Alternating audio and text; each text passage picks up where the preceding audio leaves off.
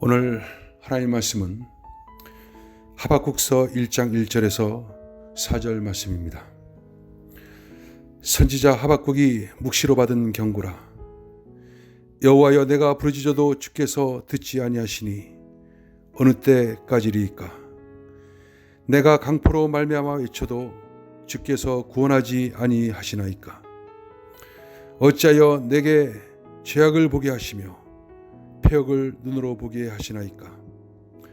겁탈과 강포가 내 앞에 있고 변론과 분쟁이 일어났나이다. 이러므로 율법이 해이하고 정의가 전혀 시행되지 못하오니 이는 악인이 의인을 에워쌌으므로 정의가 굳게 행하여짐이니이다. 아멘. 하박국서는 유다 말기를 배경으로 하고 있습니다. 하나님 앞에 신실했던 종교개혁자 요시야 왕이 죽고 그 아들 여호와김이 왕위에 오릅니다. 그는 아버지와는 정반대의 길을 걷게 됩니다. 요시야 왕이 추구했던 그 정신은 다 사그러지고 여호와김 왕에 의해서 우상 숭배가 창궐하게 됩니다. 오늘 본문에는 그 시대의 모습을 적나라하게 보여줍니다. 강포가 가득하고 율법이 해이하고 정의가 시행되지 못하는 상황이었습니다. 그런 상황에서 몇몇 남은 자들이 악인들에게 고난을 당하고 있었습니다. 이것을 보고 하박국은 본문 2절 말씀에 여호와여, 내가 부르짖어도 주께서 듣지 아니하시니 어느 때까지리까? 내가 강포로 말미암아 외쳐도 주께서 구원하지 아니하시나이까? 라고 부르짖습니다. 이 말은 하나님, 어떻게 이 선민의 나라 안에서 이렇게 악이 횡행하고 있는데 보고만 계십니까? 라는 질문입니다. 여기에 대한 하나님의 답변이 들려옵니다.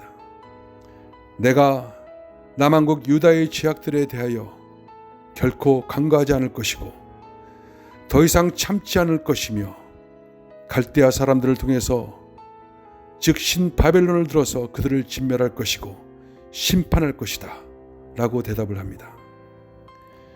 이 답변을 듣고 하박국이 깜짝 놀랍니다. 하박국은 선민의 나라인 자기 조국 유다가 아무리 악인의 불신앙적 모습들이지만 어떻게 하나님께서 더 악한 이방 나라를 통해서 선민을 심판하실 수가 있겠는가 하는 것이었습니다. 여러분, 있을 수 없는 일 아닙니까?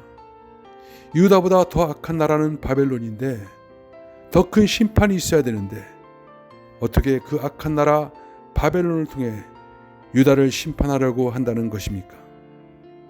하박국은 이 답변을 듣고 망연자실했습니다. 여러분, 이해가 되십니까? 그러면 왜 하나님은 악한 이방인을 통해 선민을 심판한다고 하는 것입니까? 하나님의 의도는 무엇입니까? 하나님께서는 이 세상의 구속을 위해서 그의 백성들을 세우시고 구원 계획을 이루어 나가십니다. 유다 백성은 하나님의 택함을 받은 선민입니다.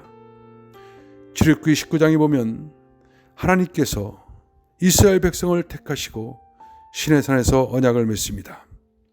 너희가 내 말을 잘 듣고 내 언약을 지키면 너희는 모든 민족 중에서 내 소유가 되겠고 너희가 내게 대하여 제사장 나라가 되며 거룩한 백성이 되리라. 얼마나 놀라운 축복입니까? 그러나 이스라엘 백성은 언약을 저버립니다. 하나님의 선민다운 삶을 포기하고 이방인 세계에서나 볼 수 있는 삶을 따라갔습니다. 이방인들의 삶은 어떤 삶이었습니까? 7절에 보면 그들은 두렵고 무서우며 당당함과 위험이 자기들에서 나오며 즉 죄임을 믿고 멋대로 법을 세우는 무섭고도 영악한 족속이다라는 뜻입니다. 그리고 11절에 보면 그들은 자기들의 힘을 자기들의 신으로 삼는 자들이다. 이방인들이 평생 추구하며 사는 삶은 내가 힘을 갖추는 것입니다.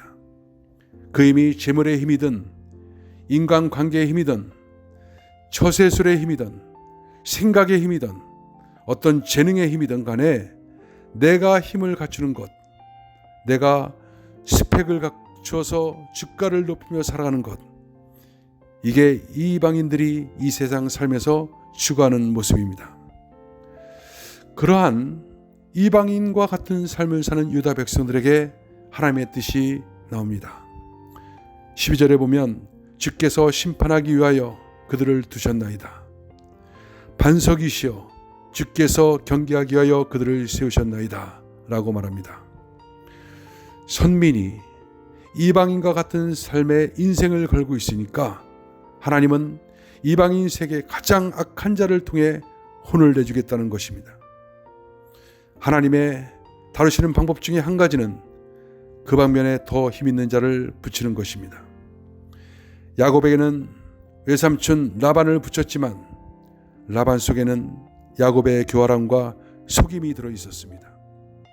이와 마찬가지로 유다 백성들이 추구하는 악행의 대표자를 붙인 것입니다. 그래서 유다가 이방인들이 추구했던 삶의 방식의 최고의 정결자 바벨론을 유다에게 붙입니다. 우리는 때때로 불평합니다. 왜 하필 나에게? 왜 하필 그런 환경을? 왜 하필 그런 사람을 내게 붙이시나요? 그것은 내가 언약 백성이기 때문입니다. 내가 하나님 나라의 대행자이기 때문입니다. 그런데 내 안에 세속적 열망이 살아있고 세상 사람이 추구하는 삶의 철학을 따라하기 때문입니다. 그래서 우리가 추종하는 사실은 나를 닮은 자를 붙이는 것입니다. 그것이 사람이 되기도 하고 환경이 되기도 합니다. 교회가 세상에 밟히는 일들이 수없이 일어나고 매스금을 통해 비웃음거리가 되고 있습니다. 왜 그런가요? 교회가 세속적이 되고 세상을 따라가니 더 악한 세상을 통해 판단받고 심판을 받는 것입니다. 여러분은 지금 어떤 문제 때문에 침묵하시는 하나님께 항변하고 계시나요? 내가 겪고 있는 이해할 수 없는 일들은 사실 내 안에 여전히 남아있는 죄성을 끊게 하기 위한 고난입니다. 나를 사랑하시는 하나님의 방법인 것입니다. 오늘 말씀 기도는 하나님, 코로나 사태로 어려움이 계속되고 있습니다. 이러한 일이 왜 임했는지 알게 하시고 우리 모두가 회개함으로 나가게 하옵소서. 아멘.